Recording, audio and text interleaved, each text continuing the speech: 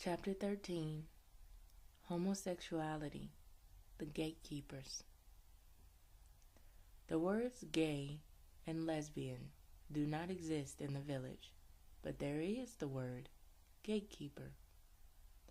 Gatekeepers are people who live a life at the edge between two worlds, the world of the village and the world of spirit. Though they do not marry in this world, they say they have partners in other dimensions. What they do, they don't like to communicate to anyone. It is their right to keep it to themselves. Everybody in the village respects that because without gatekeepers, there is no access to other worlds. Most people in the West define themselves and others by sexual orientation.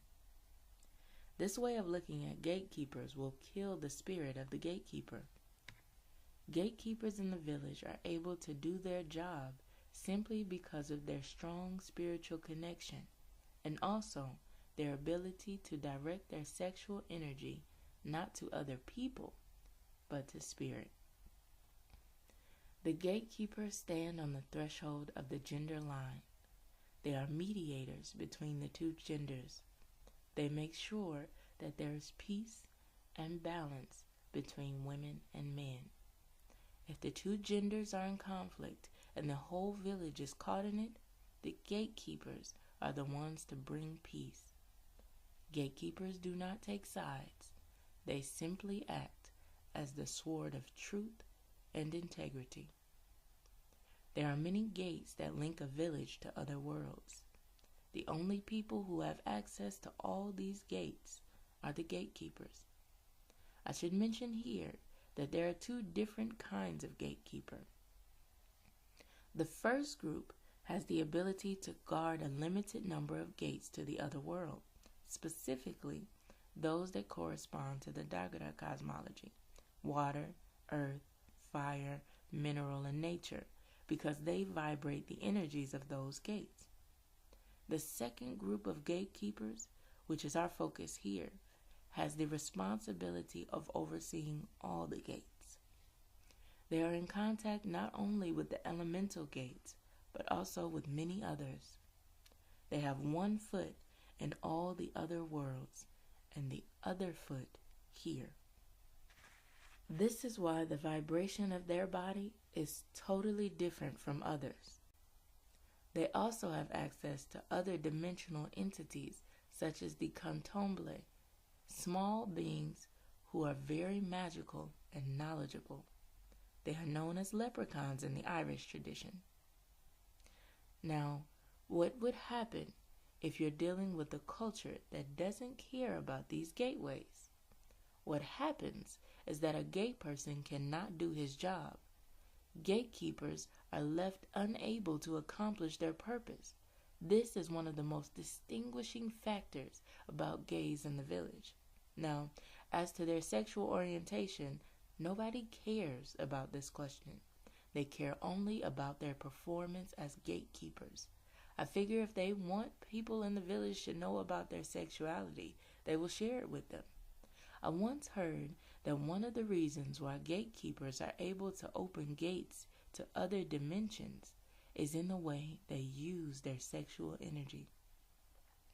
Their ability to focus their sexual energy in a particular way allows them to open and close different gates. The life of gay people in the West is in many ways a reaction to pressure from a society that rejects them.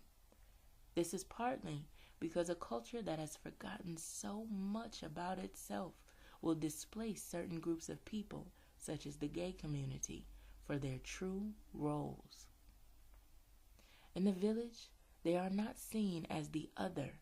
They are not forced to create a separate community in order to survive. People do not put a negative label on them. They are regarded no differently than any other child of the village. They are born gatekeepers with specific purposes and are encouraged to fulfill the role they're born to in the interest of the community. In the village, gatekeepers have an eye on both genders. They can help the genders to understand each other better than usual in their daily life. That's why a group of women, for example, might gather and bring a male gatekeeper to help them understand certain village issues. The same thing happens on the other side with a female gatekeeper coming into the middle of the men's circle. In the village, homosexuality is seen very differently than it is seen in the West, in part because all sexuality is spiritually based. Taken away from its spiritual context, it becomes a source of controversy and can be exploited. In the village, you would never see gatekeepers, or anybody for that matter, displaying their sexuality or commenting on the sexuality of others. Gatekeepers hold the keys to other dimensions.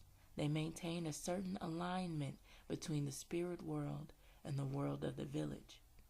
Without them, the gates to the other world would be shut. On the other side of these gates lies the spirit world or other dimensions. Gatekeepers are in constant communication with beings who live there, who have the ability to teach us how to deal with ritual. And gatekeepers have the capacity to take other people to those places. A gatekeeper's knowledge is different from the knowledge of mentors and elders. This is because elders do not necessarily have access to all the gateways. The gatekeepers, on the other hand, have access to all the dimensions. They can open any gate.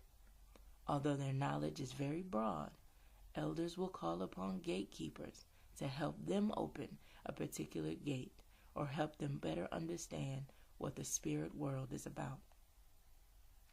Gays and lesbians in the West are often very spiritual, but they have been taken away from their connection with spirit. My feeling is that without that outlet or that role in the culture, they have to find other ways of defining themselves. This could be one of the reasons why they would want to get married or make themselves look as though they do not have a unique purpose.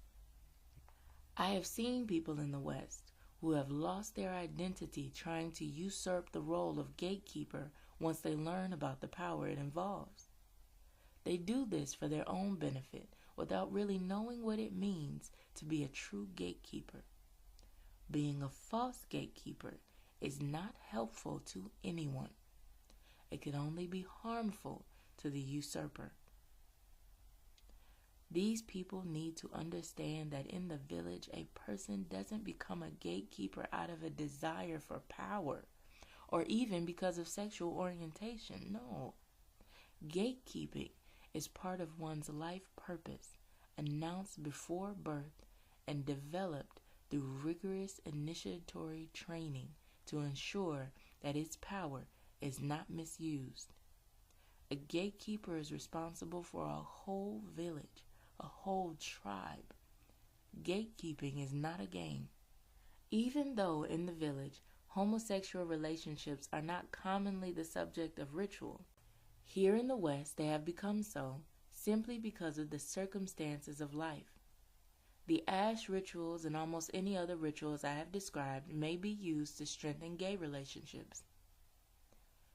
What we have looked at regarding intimacy, sexuality, ritual, conflict, and loss applies also to homosexual relationships in the West, because any kind of relationship, unless it's false or empty or superficial, comes with problems, and there is a need to carefully maintain and sometimes repair it.